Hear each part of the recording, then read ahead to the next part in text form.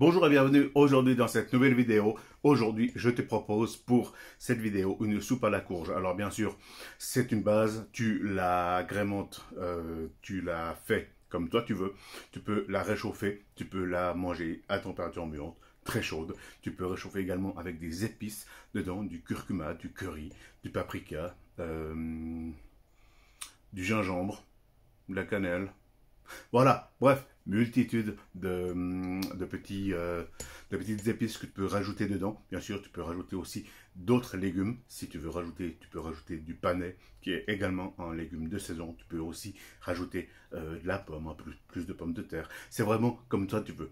Voilà, mais bienvenue dans cette... Pardon, j'ai le câble qui tapait. Voilà. Bienvenue dans cette nouvelle vidéo et bienvenue à ceux qui découvrent ma chaîne par cette vidéo. Également, bienvenue aux nouveaux abonnés et à tous ceux qui nous rejoignent en cours de route. Voilà, donc tout de suite, le petit procédé habituel de la vidéo et je te souhaite un bon visionnage. N'hésite pas à laisser un pouce bleu, à t'abonner, à laisser un commentaire ou même à partager la vidéo sur les réseaux sociaux. Mais tu peux également me suivre sur Facebook et sur Insta. Et maintenant les ingrédients pour la soupe à la courge.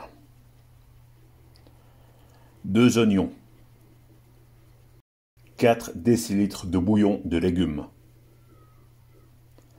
400 g de courge,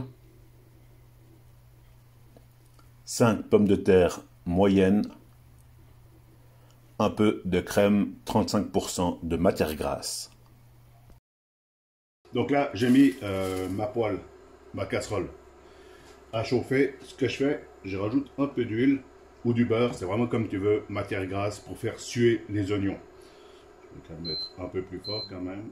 Hop. Donc là, les oignons dedans, pour les faire transpirer, que l'acidité de l'oignon, elle ressort.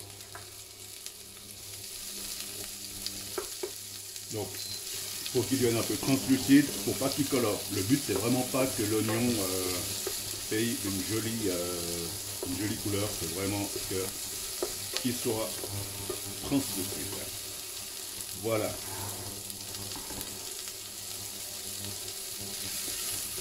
Donc, là, ça a déjà coloré. C'est vraiment pas ce que je recherche. Accessoirement, là, pour la soupe, c'est moins grave parce que de toute façon, après, ça va finir mixé. Là, je vais rajouter maintenant un peu de bouillon.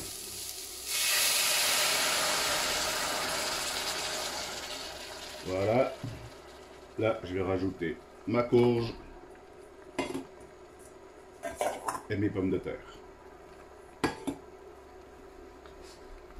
Comme ceci. Là, je vais continuer de compléter un peu avec le bouillon, simplement pour qu'il y ait assez de jus. Donc là, je suis presque à fleur, mais je peux toujours rajouter du bouillon. Donc là, finalement, sur le litre que j'avais fait, j'ai utilisé 4 décis. Voilà, et là, on va laisser cuire tranquillement. Si tu as un couvercle chez toi, n'hésite pas, mets un couvercle. Moi, j'en ai pas. Là, ce que je profite aussi, c'est de mettre un peu de poivre déjà maintenant dedans, de manière à ce que le poivre aussi s'infuse en même temps que tout ça. Voilà, comme ceci. Et là, pendant un quart d'heure, je vais laisser cuire tranquillement avec mon couvercle. Là, je vais mettre un plastique par-dessus et tout simplement pour que la courge et les pommes de terre soient cuites. Je ne mets pas de sel maintenant parce que comme j'ai mis du bouillon, le bouillon il va réduire et comme il est un peu salé, et ben pas qu'il y ait un concentré de sel qui soit à la fin et qu'on ne sache pas comment rattraper la chose. Voilà, donc dans 15 minutes, ça sera cuit environ. Voilà, donc là, elle a cuit pendant une bonne quinzaine de minutes. Donc comme je te dis, j'ai pas de couvercle, j'ai simplement mis un plastique, papier film plastique par-dessus. J'ai fait 4 petits trous. Et voilà. Donc là, maintenant, je vais pouvoir enlever le plastique. Comme ceci. Hop. Et là, Pour contrôler que c'est cuit, bah, tout simplement, tu plantes un couteau dedans, dans les patates, dans la courge. Et si c'est fondant, si tu rentres sans problème et que tu ressors sans problème, c'est que c'est cuit. Maintenant, la prochaine étape qu'on va faire, là, je prends le mixeur plongeon et on va venir mixer tout ça.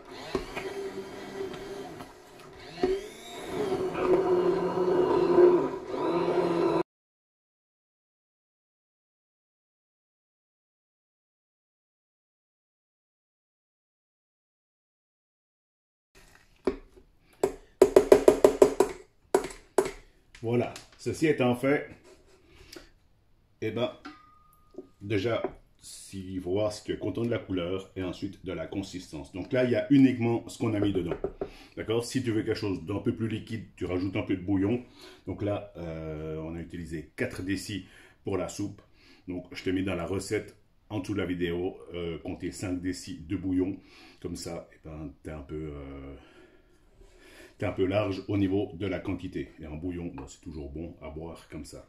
Après, tu peux aussi rajouter un petit filet de crème dedans. C'est vraiment toi qui décides de prendre de la crème 35, simplement la monter et faire avec une cuillère sur ton bol à soupe, juste mettre un petit mouchet de crème 35. Voilà, donc là, ce qui reste à faire maintenant, c'est goûter.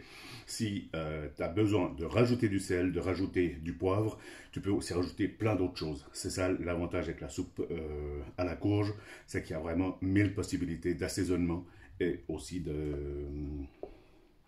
manière de faire. Voilà, donc là, recette basique, toute simple, mais efficace, et ça, c'est le principal.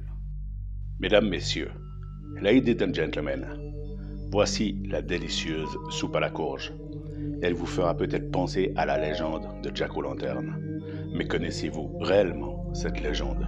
Autrefois, un forgeron irlandais dénommé Jack, ivrogne à ses heures perdues, parcourait les tavernes comme chaque soir après le travail pour étancher sa soif.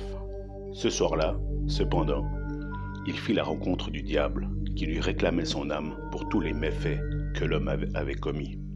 Jack était un être malveillant, moqueur et avare. Mais il avait aussi une qualité, il était rusé. De ce fait, il accepta la requête du diable, toutefois en lui demandant de lui payer un dernier verre. Ce dernier se changea en une pièce de 6 pences, que Jack s'empressa de prendre et de la mettre dans sa bourse qui contenait une croix. Il lui proposa alors de le libérer en échange de 10 années supplémentaires. Le diable, fou de rage, dut accepter à contre-cœur et s'en alla. 10 ans passèrent, et une après-midi, alors que Jack se reposait près d'un pommier, le diable lui apparut et réclamait à nouveau son âme, ce que l'homme accepta. Il lui demanda tout de même une dernière faveur, une pomme du pommier qui s'étendait au-dessus d'eux. Le diable acquiesça et alla chercher la pomme au pommier. Une fois le malin en haut, Jack s'empressa de sortir un couteau de sa poche et grava une croix dans l'écorce, piégeant ainsi la créature une nouvelle fois. Dès lors, Jack lui somma de ne plus jamais chercher à prendre son âme, sans quoi il le laisserait piéger sur les branches du pommier. Encore une fois, vaincu, le diable dut accepter à contre-cœur. Jack effaça la croix et la bête disparut. Les années passèrent, l'homme devint un vieillard et mourut. Lorsqu'il se présenta au paradis, les mauvaises actions commises sur terre lui empêchèrent l'accès. Lorsqu'il se présenta aux portes de l'enfer, le diable lui rappela la promesse qu'il lui avait faite. Il ne pourrait plus prendre son âme, même s'il le voulait. Toutefois, ayant pitié de Jack, la créature lui offrit une braise, que l'homme déposa à l'intérieur d'un navet qu'il avait creusé pour en faire une lanterne. Depuis, Jack est une âme damnée qui arpente la terre, s'éclairant d'une braise pour l'éternité. Voilà, on arrive au terme de cette vidéo. J'espère qu'elle t'aura plu, qu'elle t'aura donné des idées, qu'elle t'aura aussi donné envie et que eh bien, tu puisses tout simplement te réchauffer avec une petite soupe au coin du feu, comme on faisait avec grand-maman. Voilà, allez, d'ici lundi prochain, je te souhaite une bonne semaine. Prends soin de toi, c'est important. N'oublie pas la petite écharpe, la petite laine, le petit plaid ou chandail, ce que tu as chez toi, et surtout ne prends pas froid. Et prends soin de toi. N'oublie pas qu'il y a aussi plein d'autres vidéos sur la chaîne que tu peux regarder, tu peux t'en inspirer. Et on se retrouve lundi prochain en forme, même heure, même endroit. Et évidemment, tu regardes les vidéos à l'heure que tu veux. Internet n'a pas d'heure et c'est disponible tout le temps. Allez, ciao!